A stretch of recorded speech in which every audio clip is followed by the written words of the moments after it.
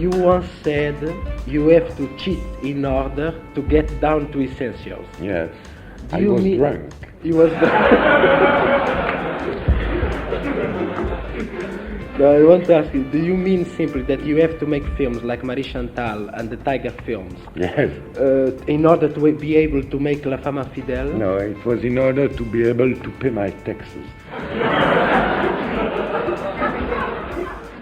Hello and welcome back to the BFI Podcast, 6 months in on cheating and drinking our way to the essentials. I'm Henry Barnes, and this episode I'll be in the company of not one but two roguish renegades. The BFI's online news editor, Sam Wigley. Hi Sam. Hi. And Claude Chabrol, the late French New Wave filmmaker who Sam has picked as this episode's subject. Sam will be hearing from Claude in a bit, but first, we build these podcasts around archive audio from our library, a collection that dates back to 1957 and includes interviews with everyone from Altman to Zeffirelli. What is it about Chabrol that made you pick him? Well, he's long been a favourite of mine. He's a kind of master of the exact coolly observed, icy thrillers that I'm a big fan of. Often very disturbing French films that have given him the label the French Hitchcock, which makes him kind of a precursor to people like Brian De Palma or Michael Haneke. He emerged out of the French New Wave, but was much more commercial than people like Godart and Truffaut. And he's made a body of work that is very, very large with a number of classics in it, but not that many people seem to know very well. So I thought he'd be a good subject for the pod. There's a story that he essentially kicked off the French New Wave, right, by, I believe, taking his wife's money at the time and financing one of the early films. Is that right? He didn't take his wife's money. He used the inheritance that she got from a dead parent and used it to fund his first film, Le Beau Serge, which is considered to be the first French New Wave film, yeah. Do you remember when you first saw one of his films? What was the experience like? It was actually, I can date it because in researching this, I found the BBC Two ident for it being on TV when I was 13. And it was just on TV one night and I taped it. It was Le Boucher, which is a kind of a serial killer film. And I just completely fell for it. I was really into Hitchcock at the time and it seemed to hit some of the same sort of pleasure centres, if you like. Est-ce que vous aimez la viande? Returning after 15 years in the army, a local butcher falls in love with a young headmistress. Seulement jamais faire l'amour, ça rend dingue. C'est rouge. Dans les environs, peut-être même en ville. Il y a un fou, vous comprenez? Claude Chabrol's psychological thriller Le Boucher begins a season of classic French cinema. Tomorrow at 10:55 on 2. In the film, Hélène, a young school teacher, befriends Popol, the local butcher. Their friendship blossoms, even as Hélène begins to wonder whether Popol's started to practice his trade on the local womenfolk. Here's Claude Chabrol speaking at the then National Film Theatre in 1971. I wanted to show that it's very difficult to say it in English, you say, for me, the primitive instincts, Yes. primitive instincts of anybody are not absolutely condemnable. Because if you think to the prehistoric man, you must understand that if he was not primitive, if he was not a brute, the human being will be eaten by the dinosaurs. He grew up, and obviously in France, the son of a pharmacist. He developed a very early passion for film and became a film critic on the journal Cahiers de Cinéma, which was a kind of launching ground for a lot of his contemporaries as well, like Jean-Luc Godard and François Truffaut. He's really the first of those new wave filmmakers, but he also becomes a mentor to some of the others because he funds the other debuts with profits from his own first two films. What comes across from a lot of his films is this sense of being really playful, and like whereas some of the other French new wave filmmakers seemed quite austere on occasion or melancholy people, he seemed of that gang to be the kind of, I don't know, the Terry Gilliam of that unit. He was definitely the most sort of commercially minded of the pair. I mean, after critics and audiences began to lose interest in some of his early French New Wave films, he then found himself working in Euro spy films in the mid-60s, which were kind of riffs and parodies on the James Bond series, which there's certainly nothing like that in the Godart canon, for example. He made something like 60 films over a 50-year career. I mean, is there any kind of common themes amongst that body of work, or is it all quite disparate? No, definitely. I mean, he was continually drawn to murder, crime, infidelity, betrayal. But these, while they have some similarities with stuff like Ruth Rendell and Agatha Christie, he wasn't really so much about who done it as kind of analysing their psychological motives and how they behave afterwards. So why they did it? Not even necessarily why they did it, but their behaviour afterwards as they kind of deal with the guilt and how they kind of settle back into their lives after this crime, or how they continue their relationships with the other people around them. And of all those films, do you have a favourite?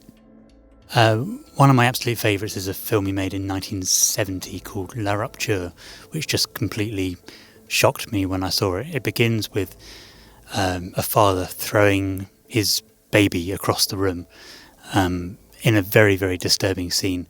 This is a character you are then made to sympathise with later in a very strange way. Je me souviens de tout, tu sais.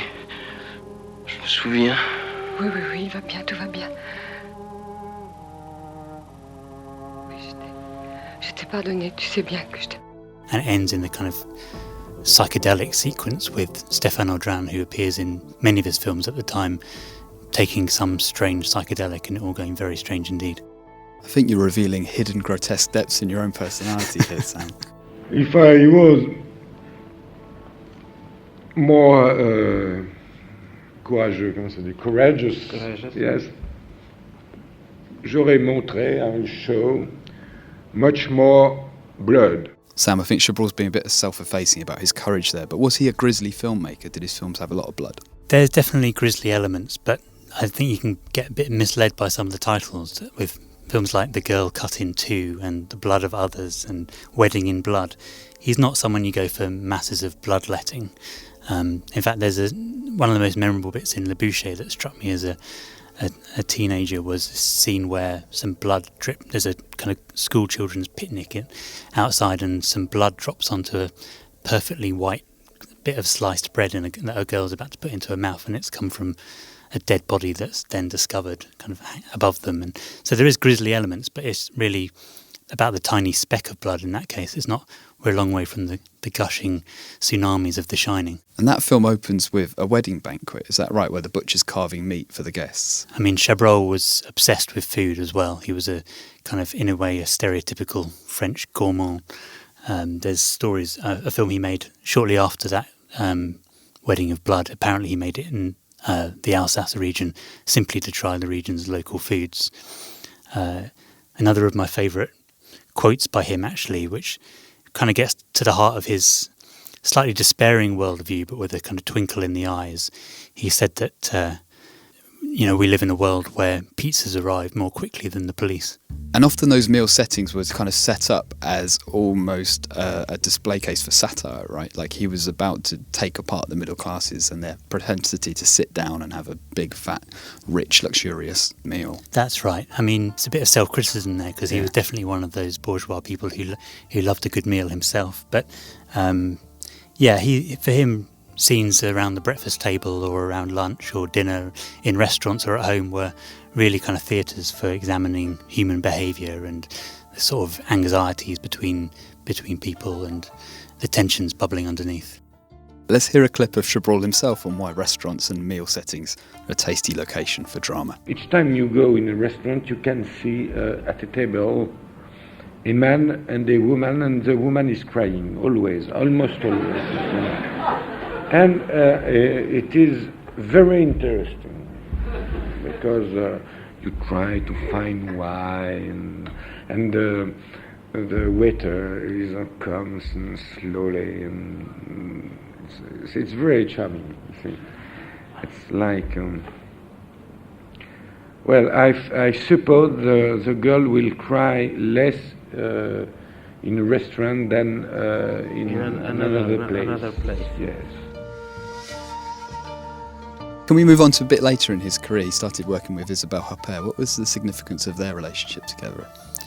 Well, after that string of films with Stéphane Audran, she really passes the baton to Huppert in 1978 with the film Violette Nozier, which was actually one of the films that launched Huppert's career. She plays a real-life teen in 1930s France who creeps out of her parents' house to be a prostitute in the night, and then, possibly as an act of rebellion against her middle-class parents, and then attempts to poison her parents as well into the bargain. And hugely controversial film that's actually quite difficult to see now, although many rank it as one of his very best films. But it becomes the launch pad for this relationship with Huppert that stems right up to some great films in the 90s and 2000s, such as La Cérémonie, another key Chabrol film, and Merci pour le chocolat. Why do you think they worked together quite so well? I think anyone who's a big fan of Huppert as well knows that she's drawn to these slightly transgressive characters, very independent, very ambiguous, and in their motivations sometimes. And that's exactly what a Chabrol hero or heroine typically is. So I think they were kindred spirits in that regard. And not stereotypically female as well? Definitely not, no. Which in a way is different from his earlier films. So in La Cérémonie, which comes in 1995, she plays the very chirpy but calculating local postmistress who befriends the new maid in a middle-class family and proceeds to upset the apple cart in strange ways, a little bit like a French version of The Hand That Rots the Cradle, but with some very dark and finally rather brutal results. He always saw me in this sort of stories where women are in prison, you know, and they dream their lives, and they have to survive, you know, and they are victims, but they are active victims. And in Chabrol's movies, you know, I always find the possibility to express. That's Isabelle Huppert talking about how she saw her roles in Chabrol's films. These clips are taken from a couple of interviews, one recorded at the then National Film Theatre in 1992, and one in the same location 10 years later. He's one of those directors who speaks about the woman like few people, not few people, some people do it more and more, but it's a new way of portraying women, you know. It's portraying women who try to get out of the dependence of a man's world, you know. They are survivors for that, you know. They want to escape from a male domination, you know.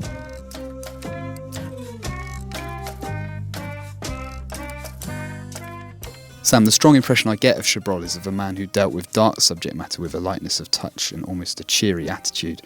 If you listen to the archive we have of him, there are moments when he's just playing with the audience and he's a full-on comedian. And he seems like a filmmaker who loved making movies but didn't take it too seriously. So here's a clip of him talking about directing his long-term cinematographer, Jean Rabier. See, it is very difficult for me to make a film without him. For instance, he says, do you want more green or more blue? I say more blue, of course. He's a very precise and very controlled filmmaker. There are some fantastic sort of aesthetic effects in his films, but he definitely differs from Hitchcock in that he didn't storyboard everything down to every last detail. He's not a perfectionist. I think, you know, it was this quality that enabled him to make quite so many films. I kind of think of him a bit like Bob Dylan, you know. He just likes to kind of churn things out for the creativity aspect of it, and it's just because he's so smart. Luckily, so many things some of it's good. Turn up. Well, a great deal of it is fantastic, but he's not bothered about making a masterpiece. He's just kind of on to the next one. What's Chabrol's legacy? Who's carrying on in the same spirit as what he did? I think most influence that I see is really in French cinema, in Michael Haneke's sort of cinema of unease, that of films like Hidden and Code Unknown. but also in certain Francois Ozon films like Swimming Pool and more recently The New Girlfriend. And I think most recently of all there was Elle with Isabelle Huppert that Paul Verhoeven made, which is very Chabrolian. The fact that, it begins with Huppert's character being, sexually assaulted and then just doesn't take you anywhere like the direction that you expect it to go in. Is he somebody that people are referencing still? Or, either explicitly or just in their filmmaking? Or is he kind of somebody that's been forgotten? I think he's definitely in the shadow of the other French New Wave filmmakers, which is a real shame because, to my mind, his body of work is as rich as Hitchcock's. He's got as many sort of 5-star, 10 out of 10 films to his name as Hitchcock has. Is that part of the reason why you like him as well, that you can hold him close and make him your own? Partly also, but it's also the fact that every time I look at his filmography, there's a new film that I didn't even know existed before. I found out about one the other day that's kind of got Donald Sutherland's character from Clute as a kind of a sequel set in Montreal that I'd never seen before. There's another film from the early 90s, which is a remake of Fritz Lang's Dr. Mabuse and the Gambler with Andrew McCarthy from Weekend at Bernie's in it. And now you've piqued people's interest. Where can people find out more about him? Well, there's a load of books on Chabrol and the French New Wave in the library at BFI South Bank. But if you want to kind of dive into some films, then you could check out the Top 10 Chabrol feature on the BFI website by Craig Williams, which actually includes some films I've not even seen, including an Alice in Wonderland adaptation. It's taken this long for the podcast to mention that he's made a film of Alice in Wonderland. And finally, we got our plugs in as well. So that's it for this episode of the BFI Podcast. Sam and I are off to eat a big meal, drink a lot of wine and wallow in our bourgeois privilege before, no doubt, meeting a sticky end. Before we do, I'd like to say thanks to Sam for the Chabrol primer. You can find him on Twitter at SJ Wigley, find me on the same at Henry H. Barnes, and listen to all of our back episodes on SoundCloud or iTunes. If you listen and you like what you hear, please rate and review the show. We are, surprise, no different really from any other podcast out there. Ratings and reviews help us reach the ears of other attractive, discerning listeners, much like yourselves. This episode of the BFI Podcast was written by Sam Wigley and presented and edited by me, Henry Barnes. Additional production was provided by Peter Sale. For more on Pete's work, go to petersale.co.uk. Special thanks to Sarah Curran in the BFI's library for digging up the Chabrol and Huppert audio, and thanks to Peter Stanley for transferring it from tape. The BFI Podcast will be back in a few weeks with another dig into our audio archives. In the meantime, thanks very much for listening, bon chance, and au revoir.